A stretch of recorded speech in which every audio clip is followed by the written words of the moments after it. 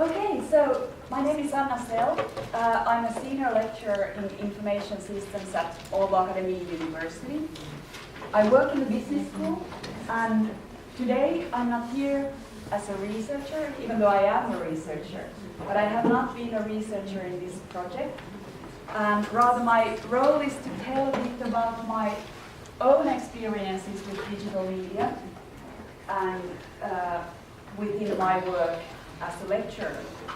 And just a few words about information systems, because I think maybe most of you are not familiar with the science that is information systems. So briefly, we are interested in how can we do things better with technology. That would be the one-line explanation.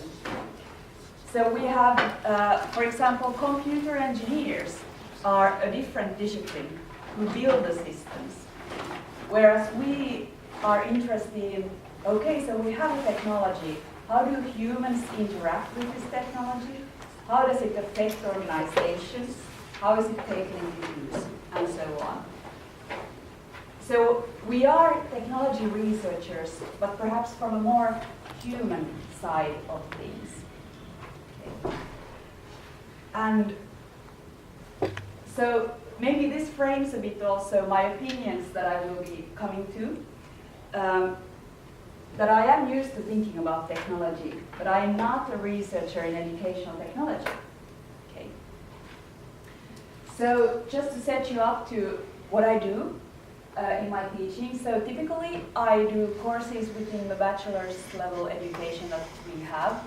My students can be business students, sometimes they are engineering students, or occasionally also from other sciences.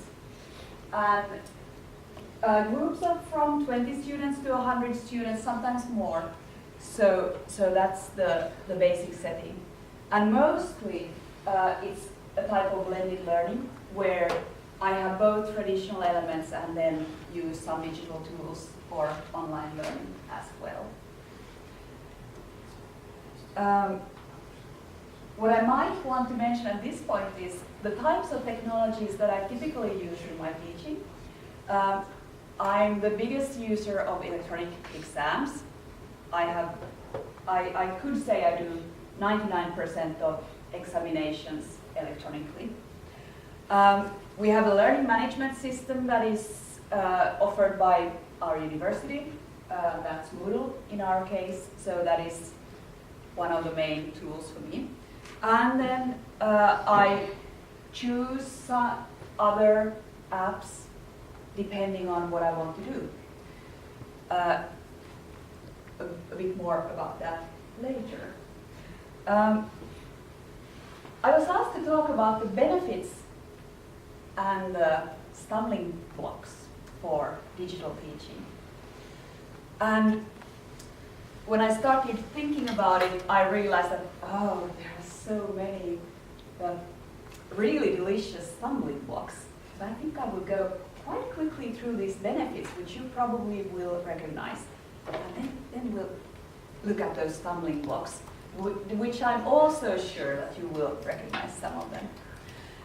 But the first and foremost benefit that I find is catering to the modern student. I know that you come from a variety of schools, but in my reality, in my school, the students, we might have them for the first year, maybe the second year, but we can't expect to have them there for 5 years present in my city, in my classroom. And I know there are educators who feel like, well, if they can't commit to a 5-year education that is full-time education and they can't be here, then they shouldn't be here. But I think we can't fight this, but we need to work with it. So, and I haven't realized another way of working with it than with digital tools. So this is why I find that I am always trying to find out some ways to cater to students anytime, anywhere, but without burning myself out. Because that's just it. We can't be doing things a lot of work in order to cater to 100 individuals or 500 individuals. We need to still do it in a way that we are not exhausted ourselves. We need to have time to do our research and not be running around and doing different things.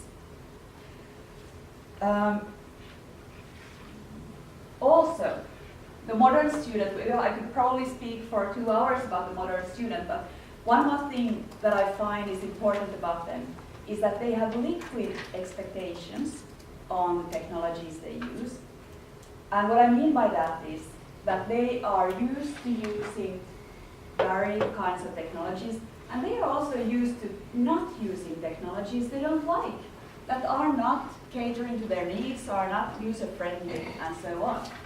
And any kind of expectations they have, for example, on their social media platforms, they are transferred to their ways in interacting with us as well.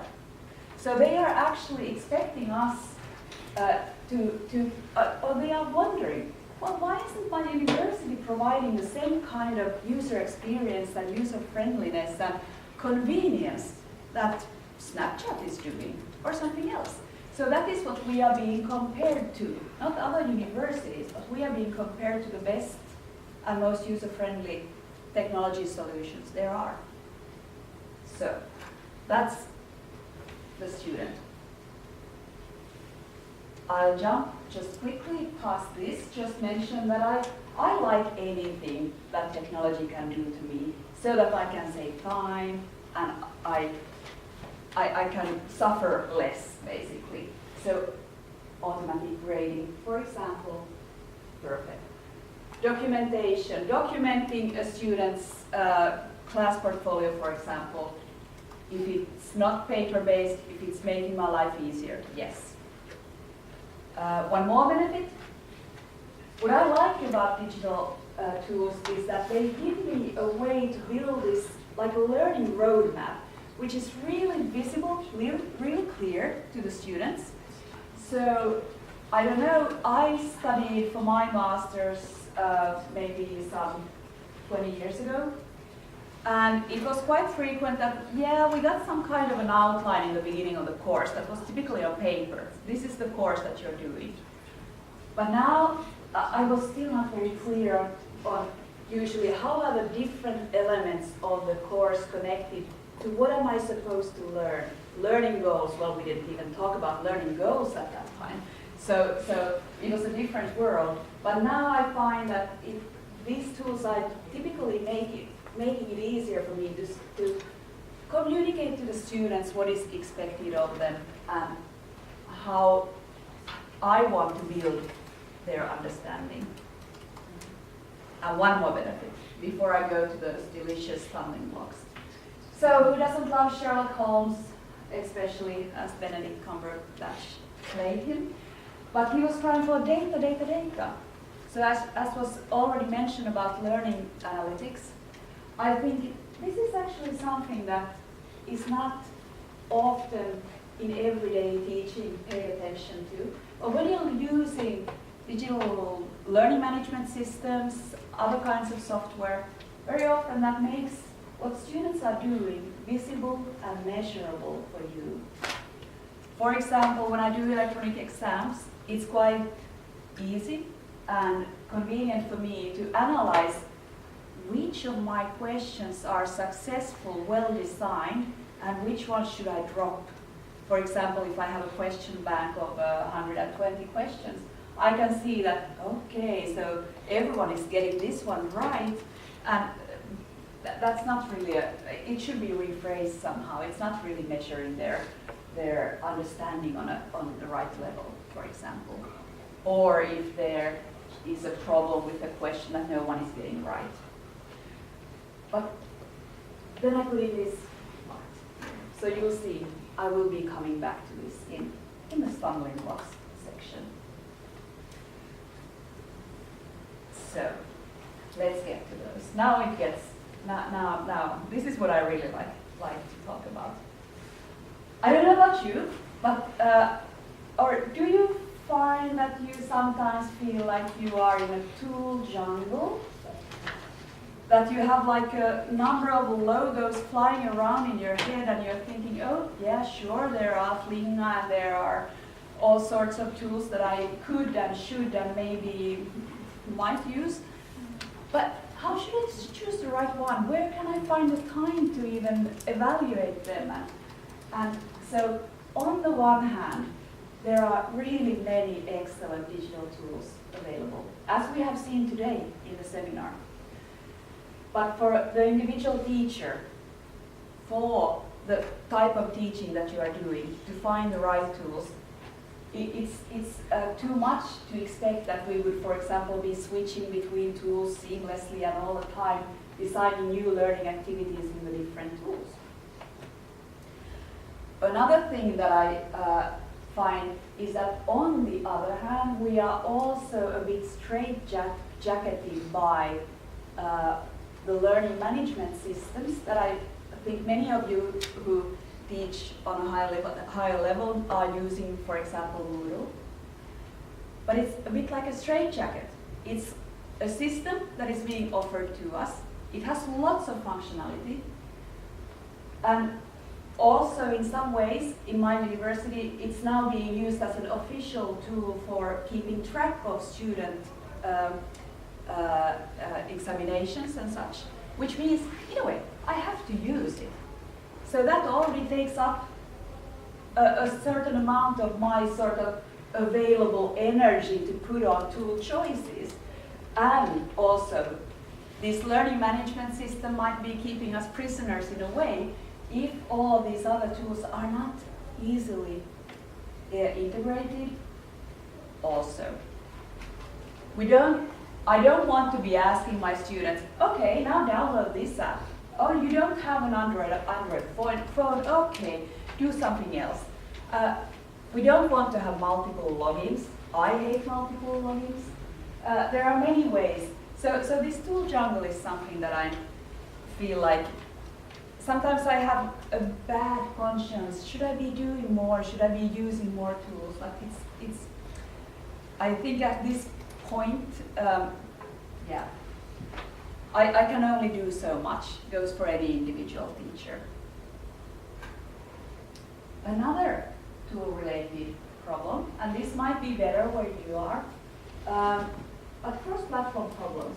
So I mentioned that I like my students to study anytime, anywhere, and I do mean the bus or wherever they are, walking the dog, I don't care. If they want to do learning, I think actually they should be able to do that. I mean, not everything means reading 20 PDF pages. There are other things they can do that could well be done on the run, on the mobile. But at the moment, not done very well. So if we are thinking about students trying to fit in their learning with the rest of their lives, and the learning is not always taking the priority, I think we should make it as easy as possible for them. For example, the person who is working full-time and trying to study at the same time. Whatever we can do to make sure that he or she can actually advance in their studies. If it's the 10 minutes in the coffee break or something else, let's try to do that. And not require them to, okay, I have to go to my computer, I have to log in, I have to be in a certain place, I can't do it on horseback or wherever. Exaggerating a bit, but you get the point. I think we should enable them to learn in many ways. Okay, but now we come to something which I really have been thinking about for quite a few years actually. And the idea originally came from students. I hadn't thought about this.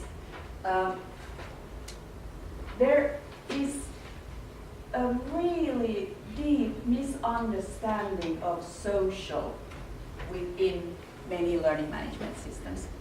I can vouch that this goes for Moodle, and I'm sure it goes for many others.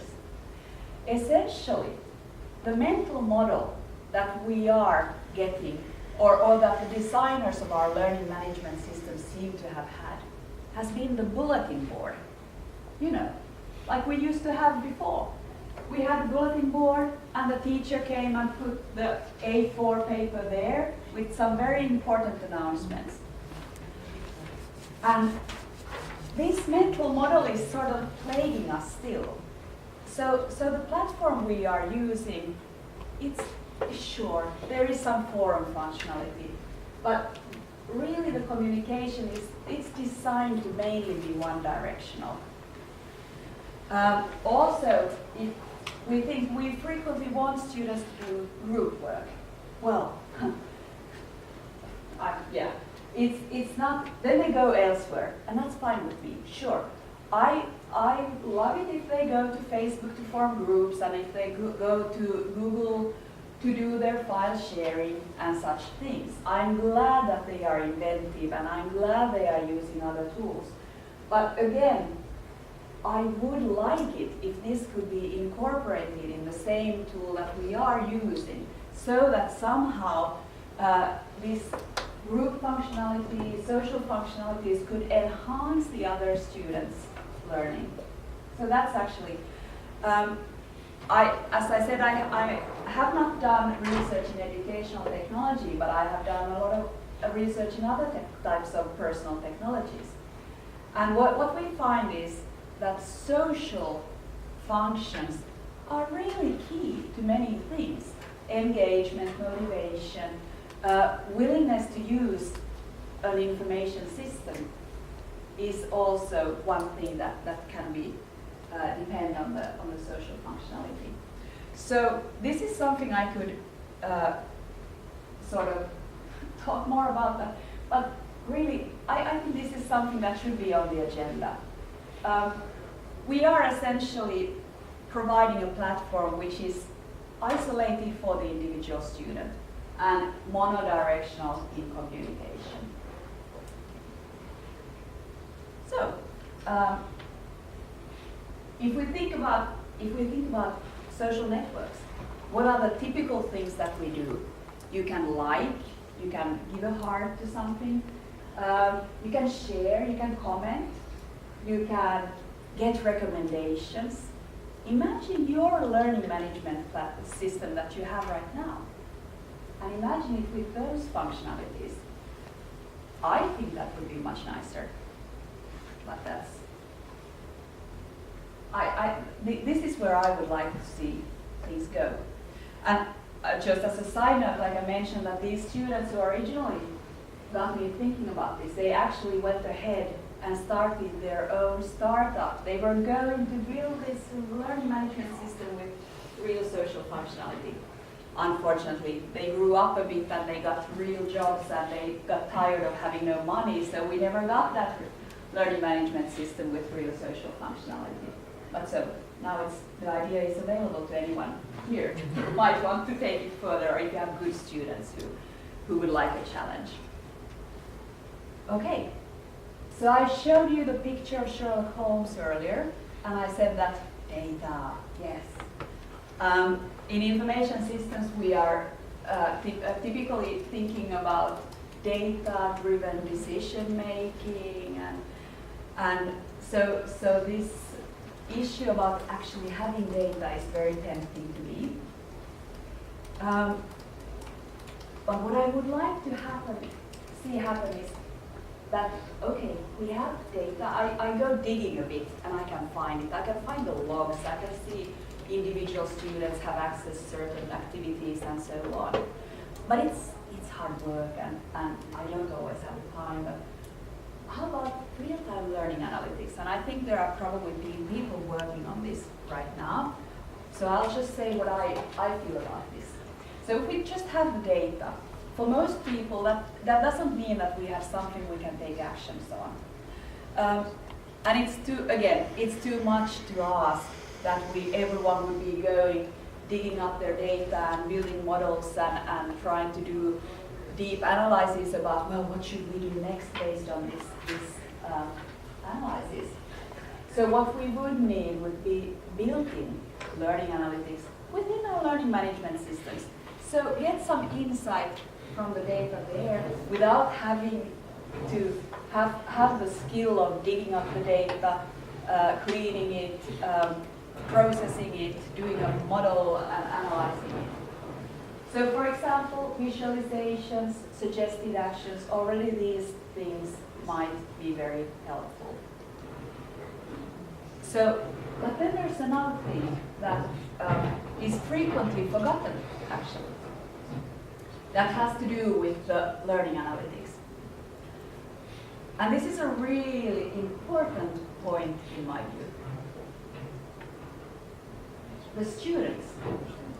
We are often talking about, okay, so now I see this data about how the students are behaving there in the learning management system. But actually we forget that it's their learning data. It's them who should be also having access to it and getting this actionable insight about it. We want our students to develop as people. We want them to become better learners. That's perhaps the most important learning goal during most of their bachelor studies and in masters as well. To become better learners and then to become better researchers and so on. So they should actually be provided with this information about, okay, so for example, my behavior, what have I done, the time I have put in different courses, and what it means. So some of you might have heard about this movement of quantified self, which typically refers to, for example, exercise data, health data, anything that we can measure right now and get some sort of insights from. So bracelets and other types of sports watches, for example, are typically said to be this kind of quantified self sources. But that's what I would like to see in the student life. Quantified self, student edition. How can I avoid making the same mistakes again and again, for example? So this is really something worthwhile. So let's do a recap at this point. So coming from the trenches, from the hurried lecture, trying to survive, doing a lot of teaching and doing research. So these are my sort of top, not concerns, but my wish list actually. This is, if Santa Claus could bring me these, I think I would be a happier educator and my students would be happier. So I would need to manage this tool jungle, and I would need to see a better way to mix or include other tools in this learning management system that I'm using. I was happy to, this was news to me about the H5P modules that you can include to Moodle. I was already there checking out and seeing some ideas that could be included. So this is the kind of things we need. And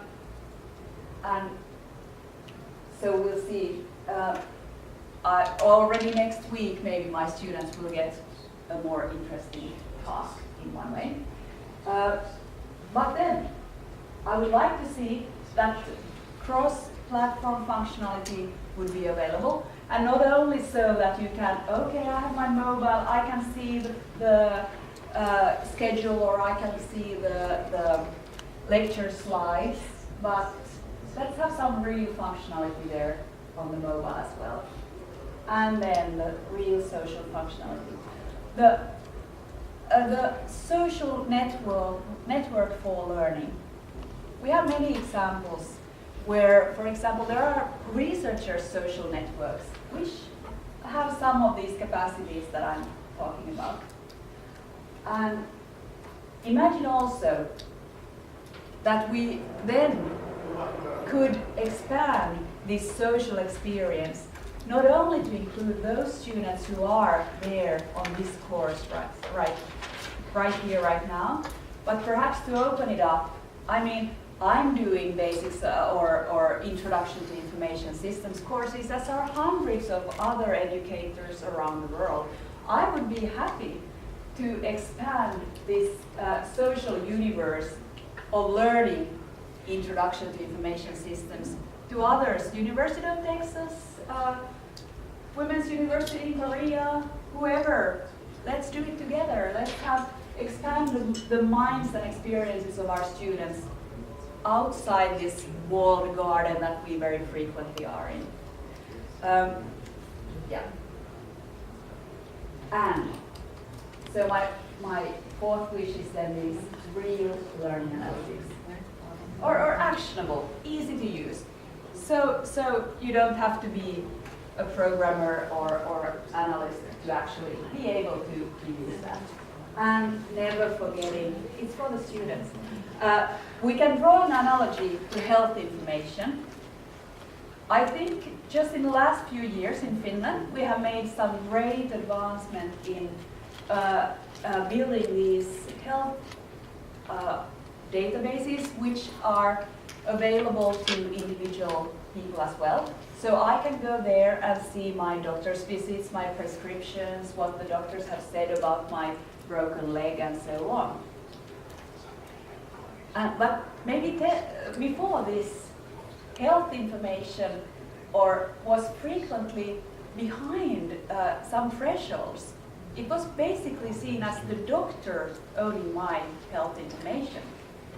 So I needed to ask the doctor if I wanted to know things about it. And it wasn't done so that I would have actually asked to see well, what did you write about me after the visit? And now it's turned around.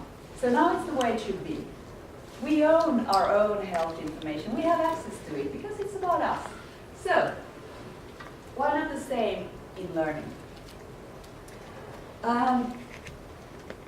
So, I think, to conclude, I think Karina is wanting to take the stage. So 1 minute, I'll just tell you one thing that I'm pretty excited about right now, just to give you something fun to think about on the way home and so on. I have some colleagues at our neighboring university, the University of Turku, researchers in information systems, who did something really fun and playful for their students. So, they designed a course task as an escape room. And I'm sure many of you have done escape rooms, or at least dreamt about it. Yeah. And so, Jonna, Erika, and a few other researchers, they designed an escape room. And you can't believe about what? About research methods. I don't know about you, but my students, when I mention the words research methods, they typically look like flowers, or they sort of like die inside a little bit. And so, I must admire these people. Escape room to test out your learning on research methods. And I read the paper, it was very interesting. I have included a link here so you can go and see. But now I can give the floor to Karina, I think. So, but thank you for my part, and thank you for being a lovely audience here today. And yes, remember to sign up.